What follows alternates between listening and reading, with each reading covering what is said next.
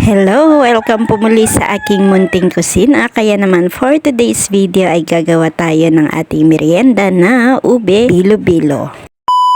Ayan na nga mga kakusina, gagawa na tayo ng ating dough at hindi ko nga malaman kung paano ang paggawa ng dough and maglalagay na nga rin tayo dito ng konting condensed milk na ube at hindi na nga ako nakontento at maglalagay na nga rin ako dito ng 1 cup na tubig at iniunti-unti ko nga rin yung paglalagay ng tubig baka kasi hindi ko matansya ay mailagay ko lahat at maging malambot yung ating dough at ayan na nga mga kakusina at okay na nga yung ating dough at ngayon ay bibilog-bilugin na natin ng maliliit at di pala tayo gagamit dito ng gloves sa pagbibilog kasi madikit yung ating dough kaya naman kinamay-kamay ko na nga lang yan mga kakusina and ayan hindi ko nga i-video dito kung paano ko ito kinamay-kamay basta malinis lang yung aking kamay kasi naman kumakaway na naman si storage room mga kakusina at ayan na nga lahat mga kakusina ang aking nagawa. Ginawa ko nga lang tong maliliit na bilog at ayaw ko rin gumawa ng malalaking bilog kasi nagpapafito pagluto na.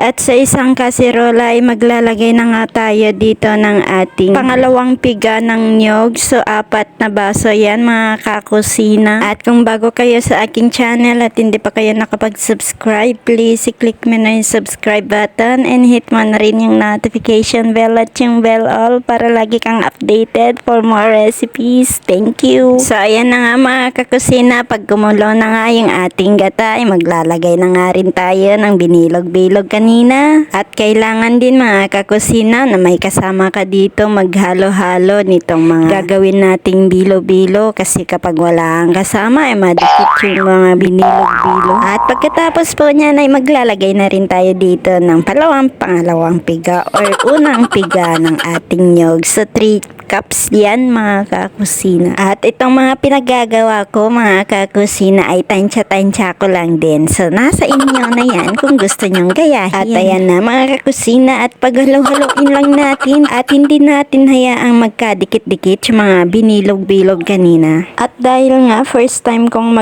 magluto nito mga kakusina ay maglagay na nga rin ako dito ng 1 cup ng tubig kasi muntik nang nasunog itong niluluto ko. And then maglalagay na rin tayo dito ng ating sweet potato kasi isa ito sa matigas kaya unahin na nga rin natin.